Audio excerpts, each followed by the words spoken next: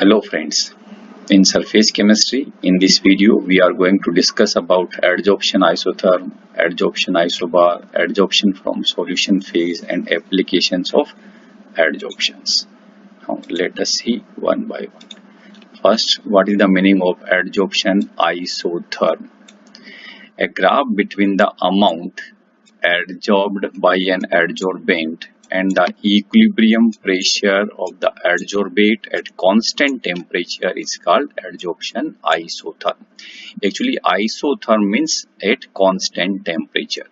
The relation or graph between amount of gas adsorbed and pressure, that relation at a constant temperature is known as adsorption isotherm.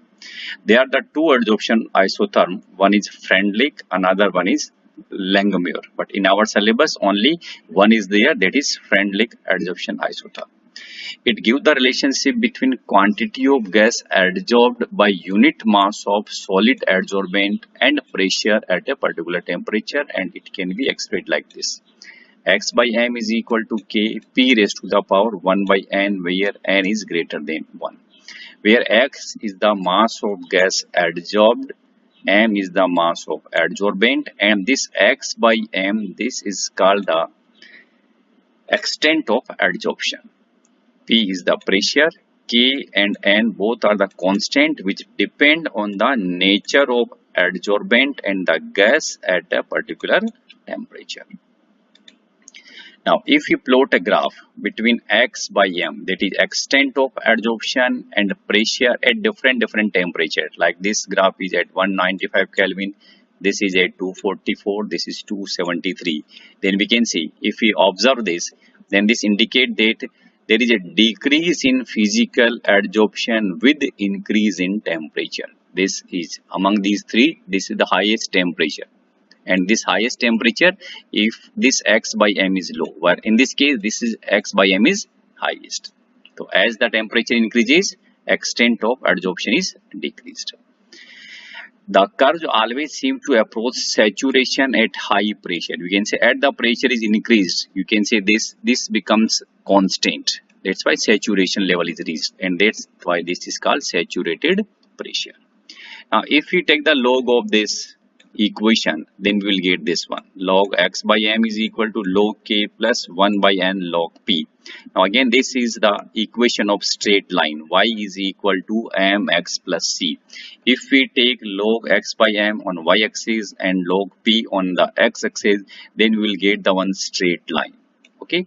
Now in this case, the slope of this line is equal to 1 by n, and this intercept is equal to the log k. Now again, in this equation, this is factor 1 by n. As we discussed, value of n is greater than 1. That's why this is 1 by n can have values between 0 and 1. And probably these values are 0.1 to 0.5. Okay. And this equation holds goods over a limited range of pressure. Limited range of pressure.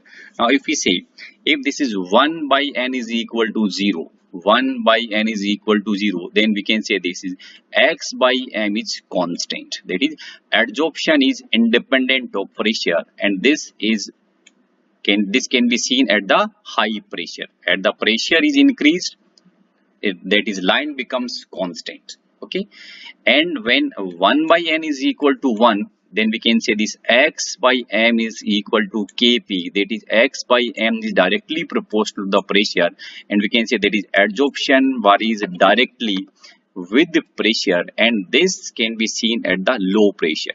We can say actually these at the this graph represent that is x by m is directly proportional to p.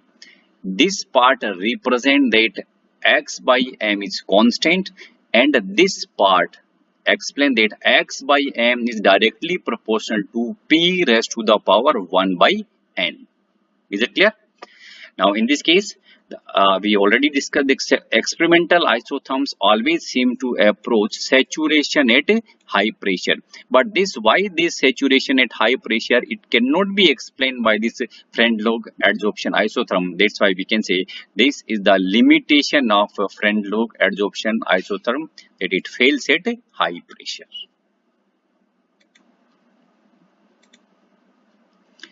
Now, adsorption isobar.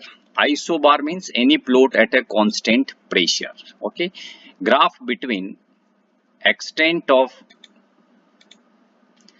adsorption and temperature at constant equilibrium pressure of adsorbed gas is known as adsorption isobar. Now we can say, actually in this case we are changing the temperature and pressure is constant. If we take x by m and this is T, then this is physics option, that is for physical adsorption. As the temperature increases, x by m is decreases. You can see like this. But in case of chemical adsorption, x by m changes with the temperature in different way. First of all, as the temperature increases, this graph is increases, reaches to the peak, because for chemical bond formation some activation energy is required, and then it is decreases. So you can say that is chemistry option bar show that initial increase in the temperature and then accepted decrease. The initial increase is because of the fact that heat supplied acts as a activation energy required in chemistry option. Now, adsorption from solution phase. When a solution of acetic acid in water is shaken with charcoal, a part of the acid is adsorbed by the charcoal and the concentration of the acid decreases in solution. Similarly, the litmus solution when shaken with charcoal, it becomes colorless. Precipitate of magnesium hydroxide attain blue color when precipitated in the presence of magnesium reagent. The color is due to the adsorption of magnesium. This is the one chemical reagent. From these examples, we can observe the following. Extent of adsorption decrease with an increase in temperature. Extent of adsorption increases with an increase of surface area, as adsorption is a surface phenomena. Extent of adsorption depends on the concentration of the solute in solution. The extent of adsorption depends on the nature of the adsorbent and adsorbate. And same like Freundlich adsorption isotherm is applicable in the gaseous phase, same equation can be applied for the solution phase. Only one change is there.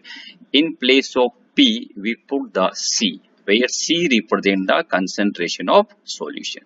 Yeah, and again if we take the log of this, we will get this equation, and the graph is same, that is log x by m, and this is again C. Again intercept is equal to log k and slope is equal to 1 by n. Now application of adsorption. First thing is that is production of high vacuum. Vacuum means nothing is there, even gas is also not there. The remaining traces of air can be adsorbed by charcoal from a vessel evacuated by a vacuum pump to give a very high vacuum. Actually, vacuum pump is used to create the vacuum, clear? But it will not evacuate all the gas. That's why all the air. That's why we use some charcoal, and that charcoal adsorb the remaining amount of air, and we will get the very high vacuum. Gas mask.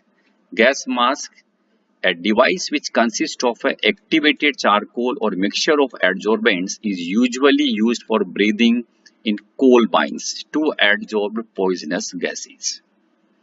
Control of humidity, like silica and aluminum gel, are used as adsorbents for removing moisture and controlling humidity. Removal of coloring matter from solutions. Animal charcoal, we also discussed this, removes color of solution by adsorbing colored impurities. This animal charcoal is also used for decolorize the sugar in sugar industry. Heterogeneous catalysis. We will discuss about this in detail in the next video. Adsorption of reactants on solid surface of the catalyst increases the rate of reaction. Separation of inert gases. Due to differences in degree of adsorption of gases by charcoal, a mixture of noble gases can be separated by adsorption on coconut charcoal at different temperatures. In curing diseases, a number of drugs are used to kill germs by getting adsorbed on them. Froth flotation process. This we will discuss in the metallurgy chapter, that is next chapter. A low-grade sulfide ore is concentrated by separating it from silica and other earthy matter by this method using pine oil and frothing agent. Adsorption indicators.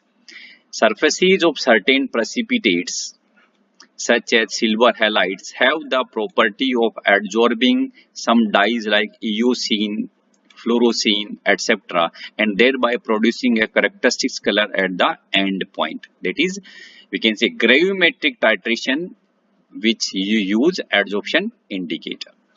Chromatographic analysis. In class 11th, we have discussed adsorption chromatography. Chromatographic analysis based on the phenomena of adsorption finds a number of applications in analytical and industrial field. Okay, thank you.